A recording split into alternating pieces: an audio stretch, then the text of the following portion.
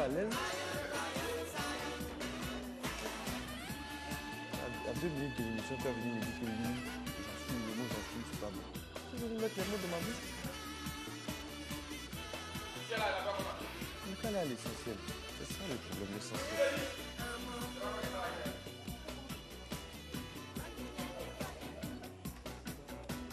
La pauvre, on lui donne une demande d'explication. Tout ce que tu trouves à dire, c'est hey.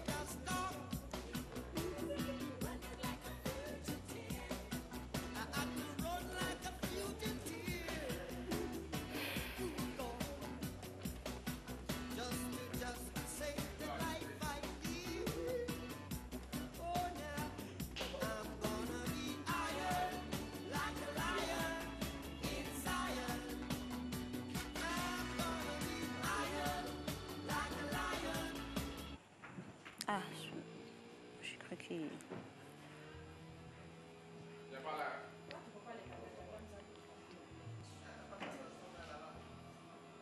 Mais c'est pas Hamza, c'est Maï en plus. Est-ce que le premier... Maï Sako, est-ce qu'elle est au maquillage, tout ça? C'est Maï. Fais-lui bonjour. Là, voilà, elle est là. Normalement, c'est dans 1 minute, hein. On commence dans 1 minute. Ok.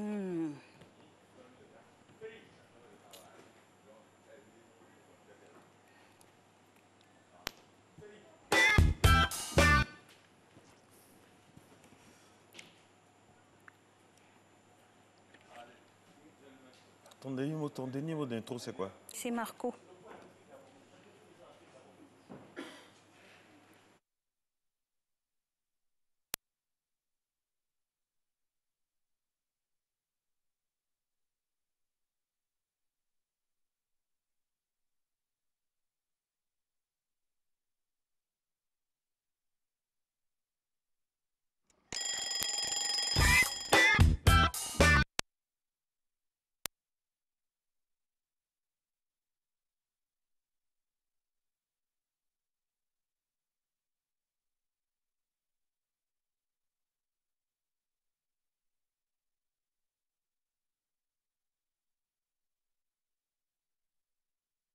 Votre émission Matin Bonheur vous est offerte par Valoris International University. Bienvenue à Valoris.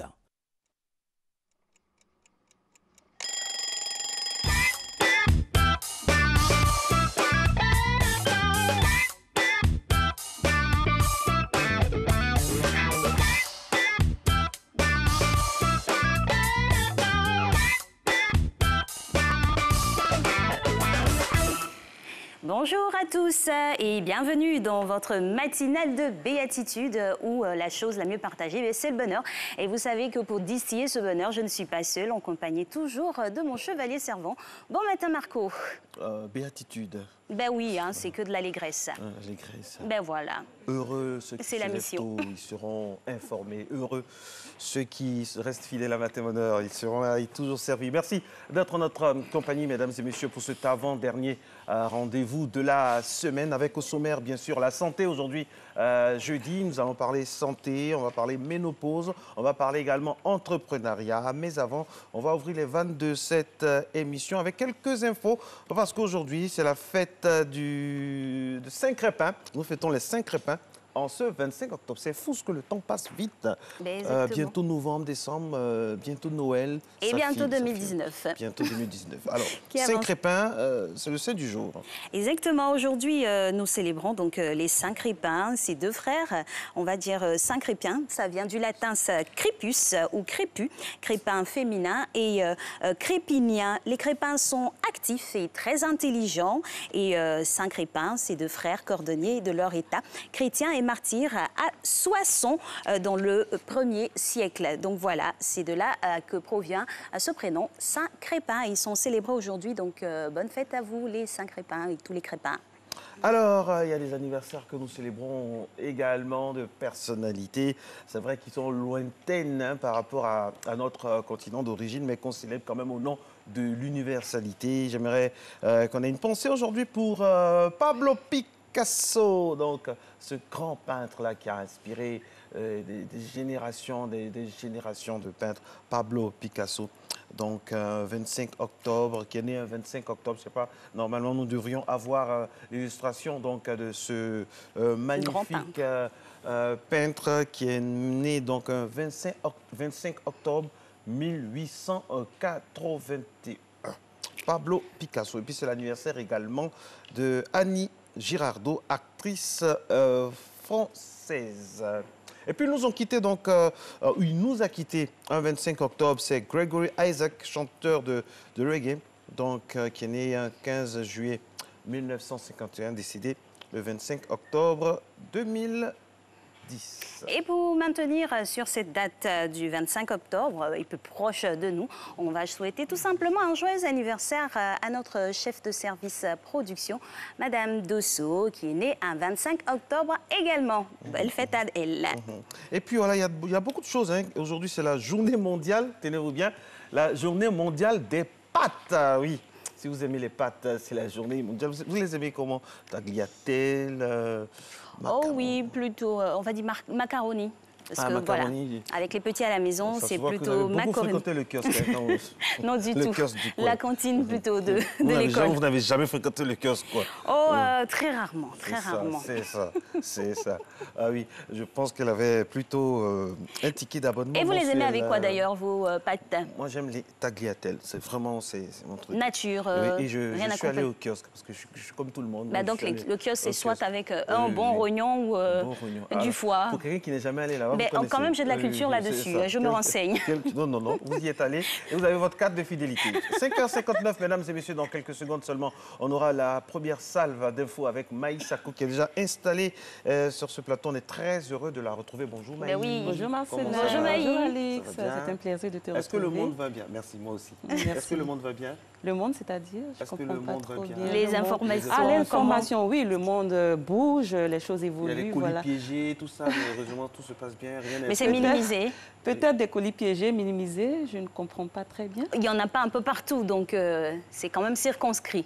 Les colis piégés qu'il n'y a pas partout. Par rapport aux opposants de Donald Trump, ça fait l'actu en ce moment. Là, on passe du coq à l'âne, mais oui. Je vous ferai plaisir, je vais vous informer. Parler de l'info selon laquelle il y a des colis piégés distribués à des opposants.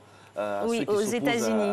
Donald Trump, voilà. Pour faire vous parlez des colis découverts au bureau de Barack Obama et du couple Clinton. C'est ça. Voilà, il fallait parler avec plus de précision. Elle est à l'affût. En fait, on voulait voir si vous allez répondre directement, mais bon. On est en mode design. Vous n'aviez pas à coder votre message. Et vous l'avez décodé aisément quand même. Merci. Et il est 6 heures. Tout ça pour arriver à 6 heures et puis pour être dans le temps. Maï Sakou, c'est parti maintenant.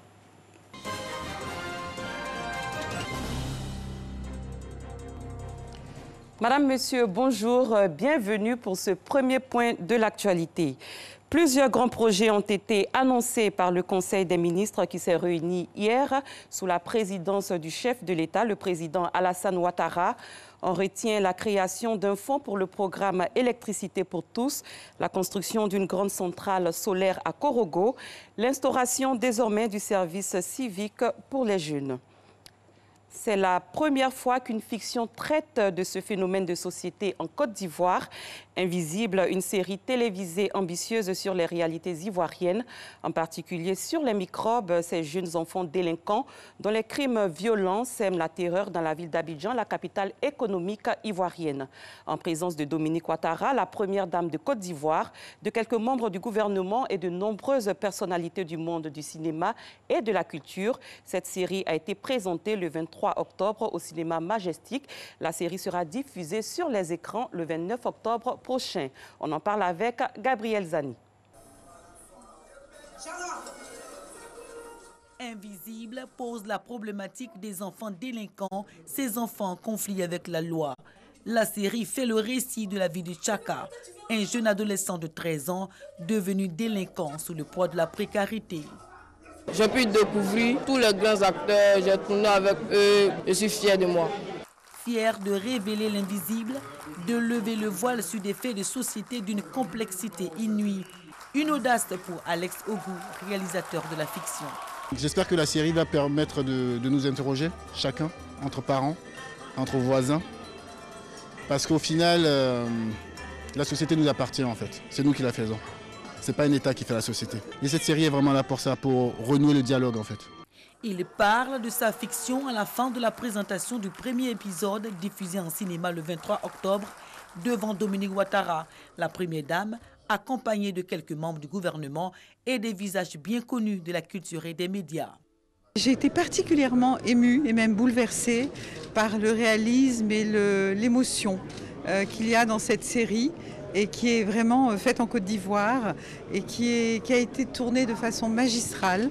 J'ai félicité d'ailleurs le réalisateur, M. Alex Ogou, et les jeunes, les moins jeunes qui avaient tourné dans ce film. Et je suis très fière parce que c'est une série ivoirienne. Une avant-première de la série télévisée Invisible qui invite à s'interroger sur les complexités sociales. On se dit au niveau, je pense, de l'État qu'il faut travailler encore plus pour qu'il y ait moins de pauvreté et qu'il faut surtout essayer de venir à bout de ce phénomène qui est un problème difficile, pas simple. Voilà, je crois que ça interpelle tout le monde, l'État mais aussi les parents. Comment un enfant se désolidarise-t-il des codes sociaux et devient microbe? C'est en 10 épisodes de 52 minutes qu'il faudra le découvrir sur les écrans le 29 octobre prochain. La Banque africaine de développement a donné son feu vert à un nouveau prêt de 329 millions d'euros, soit 215,8 milliards de francs CFA pour le financement du projet de transport urbain à Abidjan. Ce prêt complémentaire va permettre de transformer 88 km de voies menacées de saturation en autoroute urbaine et ainsi doubler la capacité d'écoulement du trafic. Jean-Luc Bangbo pour le commentaire. Du schéma directeur, c'est le second volet de l'assistance financière que la Banque africaine de développement a décidé d'apporter à l'opération du schéma directeur des transports urbains du Grand Abidjan. Cet appui supplémentaire de 215,8 milliards de francs CFA va permettre de transformer 88 km de voies menacées de saturation en autoroutes urbaines. Il s'agit des routes de Dabou, section entre Yopougon et le carrefour de Jacquesville, et d'Adzopé entre Yopougon et Thomasé. Le périphérique d'Abidjan appelé Rocade Y4 va également être aménagé, le boulevard Latry prolongé et dédoublé, le feu tricolore de 90 carrefours devront être réhabilités et un système intelligent de contrôle de trafic installé. Une première tranche du prêt de la banque d'un montant de 155,8 milliards de francs CFA avait été approuvée en décembre 2016 pour financer les travaux du 4e port d'Abidjan reliant Yopougon au plateau. Au total, ce sont 371,9 milliards de francs CFA que la BAD apporte comme assistance financière à la première opération du schéma directeur des transports urbains du Grand Abidjan, soit 74% du coût total. La contrepartie du gouvernement ivoirien, elle, s'établit à 17%. C'est la fin de ce tout premier rendez-vous de l'information. Je vous retrouve dans une trentaine de minutes. À tout à l'heure. Eh oui, merci Maï. Vous l'avez dit, on vous retrouve pour le deuxième volet. Ce sera le Flash Afrique. Pour l'heure, nous allons retrouver notre coach maison, Cyril, pour le fitness. Aujourd'hui, nous allons travailler le circuit complet au poids du corps. Coach Cyril, tout de suite et maintenant.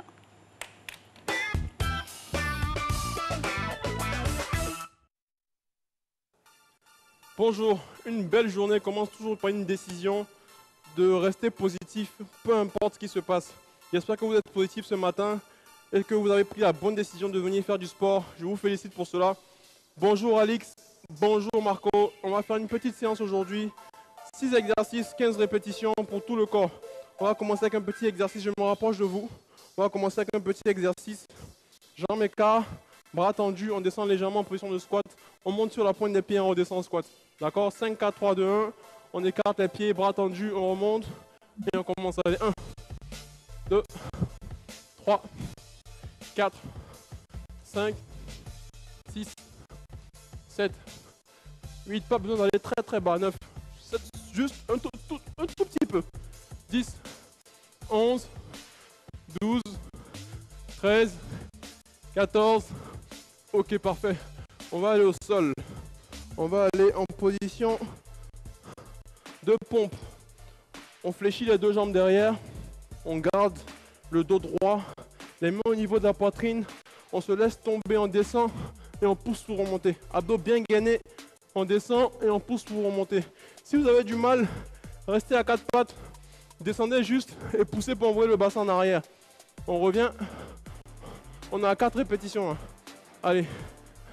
5. Vous devez sentir vos bras. 6, on pousse. 7. 8. 9. 10. Encore 5 répétitions. 11. Je garde la même position du début. 12. 13. 14. Et 15. Parfait. On va attaquer les abdos. Position assise au sol. Je me mets en diagonale pour que vous me voyez bien. D'accord? Je vais descendre, jambes tendues, écarter les bras, essayer de m'asseoir et d'attraper une jambe. Donc mes bras sont en arrière. Je monte en position assise. Je tiens ma jambe et je change. Je rappelle que c'est le haut du corps qui monte en premier. D'accord? 3, 4, 5, 6, la jambe suit le mouvement, 7, 8, 9, 10, 11, allez à votre rythme. Même si vous arrivez à faire 10 répétitions correctes, c'est mieux que 15 mauvaises répétitions. 14, 15, encore un dernier, et 16, parce qu'on a deux côtés. On se lève. On va juste courir sur place pour 15 secondes. Allez, 5, 4, 3, 2, 1. Il va rester 2 exercices après ça. Go. 1, 2, 3, 4. Ça va vous réveiller un peu. 6, 7, 8, 9, 10, 11, 12, 13, 14, 15. Parfait. On repart au sol. Cette fois-ci, on va se coucher sur le dos. Mettre les mains en bas des fesses. Tendre les jambes. Arrondir le dos. Lever la tête. Pointer les pieds, monter, contrôler la descente, ne pas trop descendre et remonter. Allez, 1, 2, 3, 4, 5, 6, allez, courage, 7, 8, 9, 10, 11, 12, 13, 14 et 15. Parfait. Dernier exercice très facile. On va juste se coucher sur le dos. Poser les mains au sol. Lever les orteils pour engager toute la partie postérieure. Les ischio-jambiers, les fessiers. On pousse le bassin vers le haut et on redescend. 1, 2, 3. Essayez de serrer les fesses à la montée. 4, 5, 6, 7, 8, 9, 10, encore 5 répétitions, 11, 12, 13, 14 et 15. Vous avez tenu jusqu'à la fin de la vidéo. C'est terminé, vous êtes géniaux. Je vous souhaite de passer une très très belle journée. Prenez soin de vous et à très bientôt. Bye. Merci beaucoup à notre coach maison qu'on retrouve tous les jours avec beaucoup de plaisir. Aujourd'hui, donc, on révisitait les fondamentaux au niveau du circuit complet. Et puis surtout, l'idée principale, c'est que tout soit fluide et qu'on ait le mouvement. Manger, bouger, on ne le dira jamais assez. Manger, bouger et circuler aussi. Ça tombe bien. C'est le point route maintenant. Il est 6h11 partout sur toutes les routes de Côte d'Ivoire.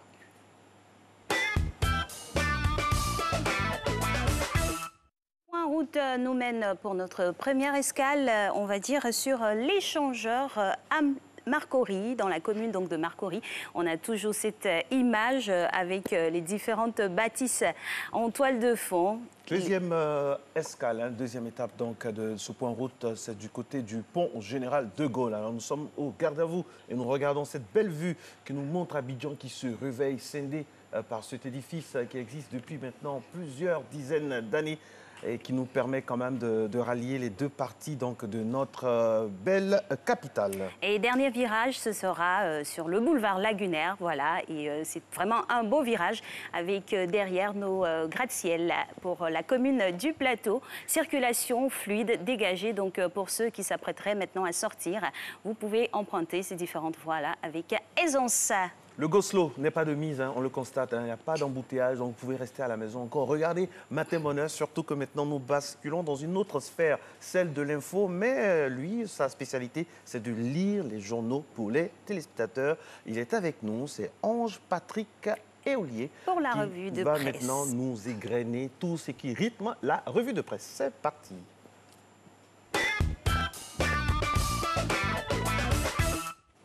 Bonjour Alix, bonjour Marcelin, bonjour à toutes et à tous.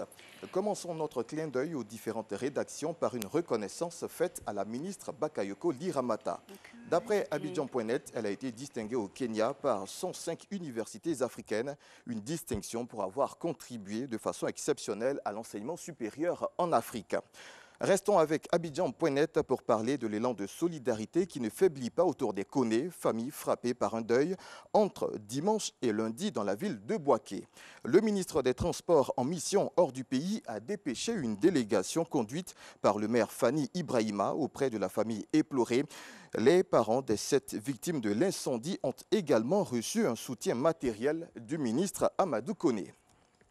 Autre sujet, autre source d'information, d'après Kouassi, le Front populaire ivoirien dirigé par Aboudraman Sangaré a récemment envoyé une mission à Accra, la capitale ghanéenne, pour y rencontrer des exilés. Là-bas, il sera question de retour au bercail après la loi d'amnistie prise par le chef de l'État ivoirien le 6 août dernier.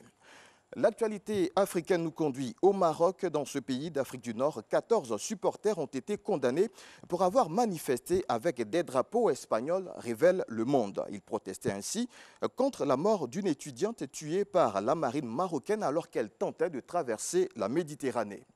L'équipe site français d'information sportive s'invitant dans ce sujet précise que leurs avocats entend faire appel du verdict.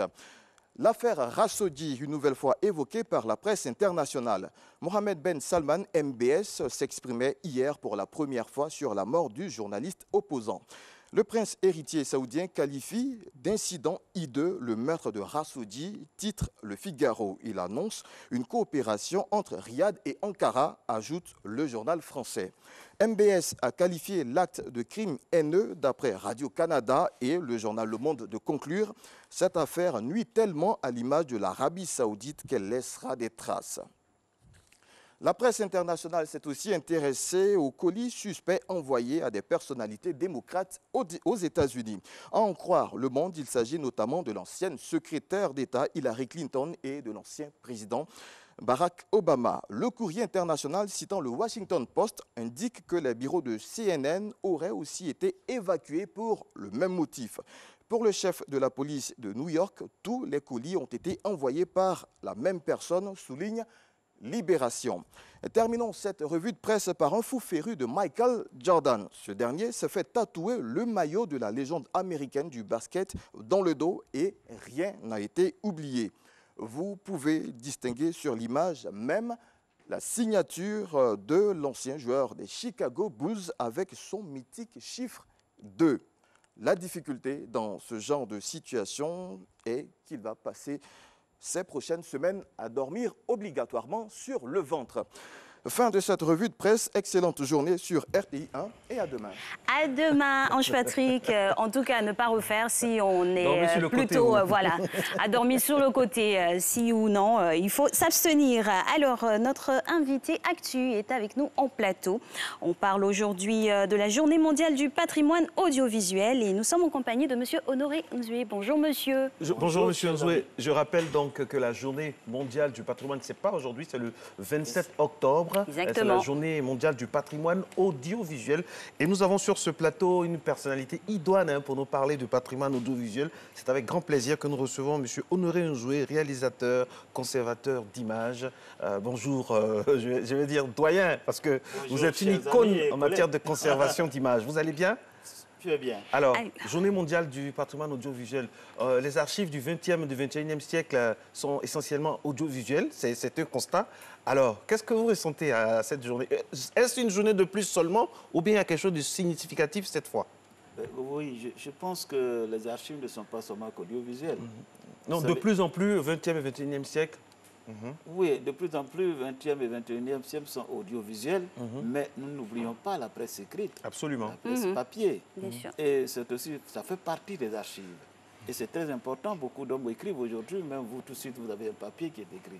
Ce papier, si vous ne le conservez pas, il disparaît. Il ne faut pas le jeter au panier. Dès que vous avez fini votre émission, vous allez le conserver, vous dites que ce 25 octobre, j'ai fait telle émission et voici ce que j'ai écrit sur mon papier. Alors, les archives audiovisuelles font l'histoire d'un peuple. Les archives audiovisuelles, pourquoi audiovisuel forcément pour le 27 octobre? Audiovisuel forcément pour le 27 octobre parce que l'UNESCO a remarqué que ces archives sont vulnérables. Avec les intempéries, avec la guerre, ces archives sont vulnérables par rapport aux archives papier. Ces archives papier sont donc... Ces archives papier donc, sont plus conservables, plus en sécurité que les archives audiovisuelles. Parce que les archives audiovisuelles, vous savez, ça conserve le son. Le son, il disparaît automatiquement lorsque on verse quelque chose dessus, ou bien la bande magnétique, disons la bande magnétique. Que ce soit télé, radio, une fois que ça subit une intempérie, c'est fini. On ne peut plus utiliser cette bande. Alors que toutes les informations sont sur cette bande-là. Alors, à sa section du 33e conférence, l'UNESCO a décrété qu'il faut conserver ces mémoires-là.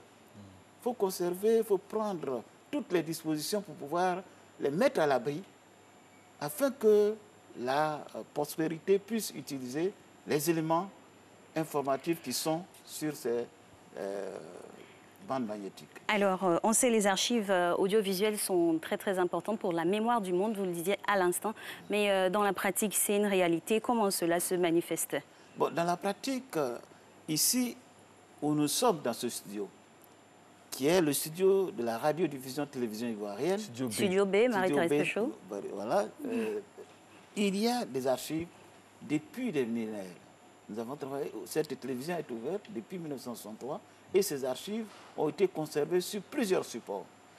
Ces supports qu'on appelait autrefois analogiques, qui sont les bandes magnétiques, nous sommes au numérique maintenant. VHS et compagnie, qui doivent subir une transformation sur des supports numériques, doivent être prises au sérieux.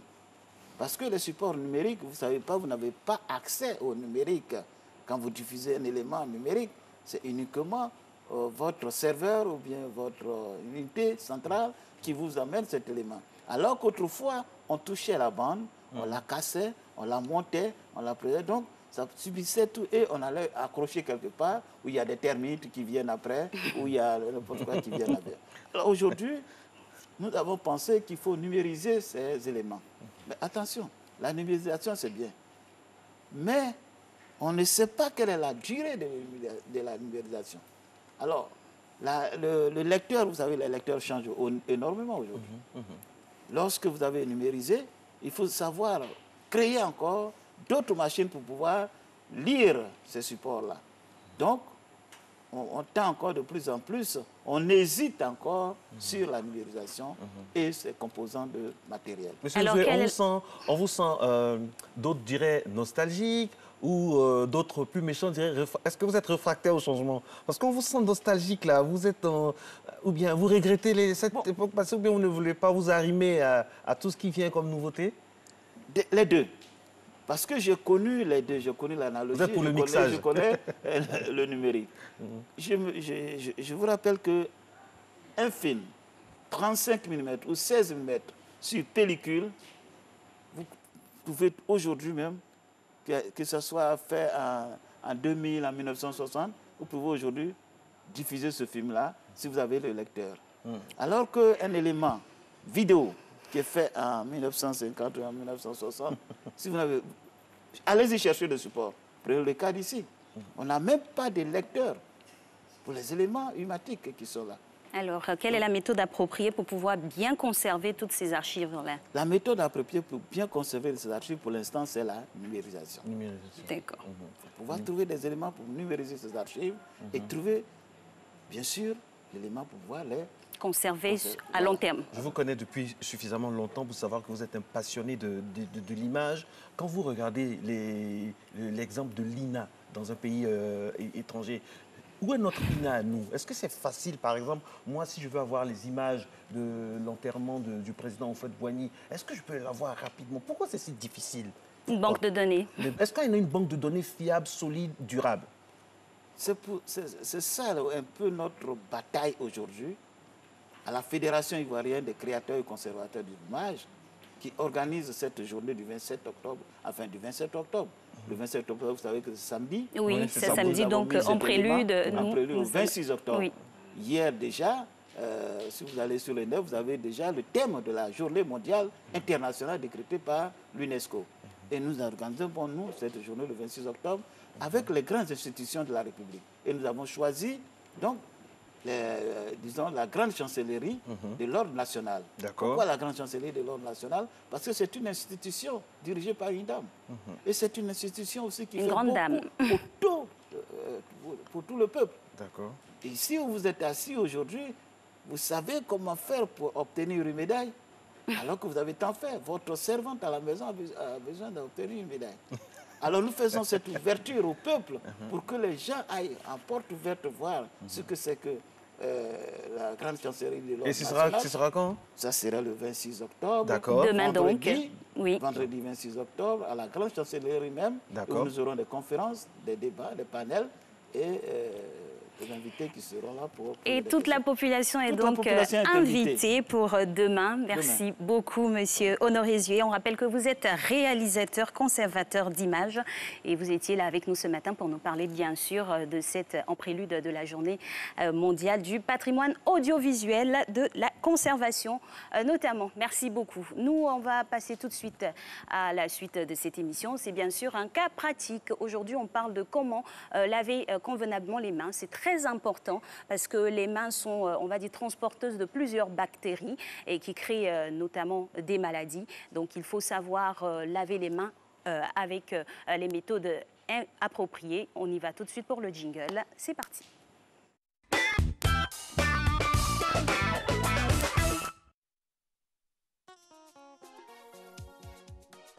La main est la partie du corps qui sert à toucher et à prendre. Elle est indispensable et se doit donc d'être toujours tenue propre. Le lavage des mains, c'est le sujet de notre cas pratique de ce jour. Il est important de se laver les mains tout simplement pour prévenir les infections et les maladies. Il existe donc deux façons de se laver les mains, avec de l'eau ou sans eau. On part pour le lavage des mains avec de l'eau. Il faut commencer tout simplement par enlever ses bagues, gommettes, montres, etc. et tous les accessoires. Se mouiller complètement les deux mains avec de l'eau. Prendre du savon, soit vous prenez du savon en bloc ou du savon liquide. Vous frottez bien déjà pour faire mousser complètement pendant au moins 15 secondes en prenant la peine de bien frotter les paumes. Vous frottez le dos de la main, ensuite les doigts. On continue en se frottant le dessous des ongles, les pouces et la paume de façon circulaire. Et on termine en se rinçant les mains avec de l'eau bien propre. Et on sèche les mains avec une serviette bien propre. Nous passons maintenant à la deuxième façon de se laver les mains sans eau. Vous pouvez vous trouver dans les circonstances où vous n'avez pas d'eau à proximité. Ne vous inquiétez surtout pas, vous avez la possibilité d'utiliser les produits antiseptiques. Ils se présentent sous forme de gel, de lingette ou de serviette humide. Alors, je prends mon gel antiseptique pour me laver les mains. Je mets une noix dans le creux de ma main et je frotte. Je frotte jusqu'à ce que le produit soit complètement absorbé par mes mains. Il ne faut pas en abuser parce que parfois certains peuvent assécher les mains. Maintenant, vous savez comment se laver les mains. Cependant, j'aimerais attirer votre attention à propos des maquis. On ne doit pas se laver les mains dans le même récipient. La première personne qui se lave les mains y a déversé tous les germes contenus dans ses mains. Vous pensez peut-être que vous vous êtes lavé les mains? Mais non, pas du tout. Vous ne vous êtes pas lavé les mains parce que vous avez utilisé la même eau. Il faut à tour de rôle se laver les mains avec de l'eau propre.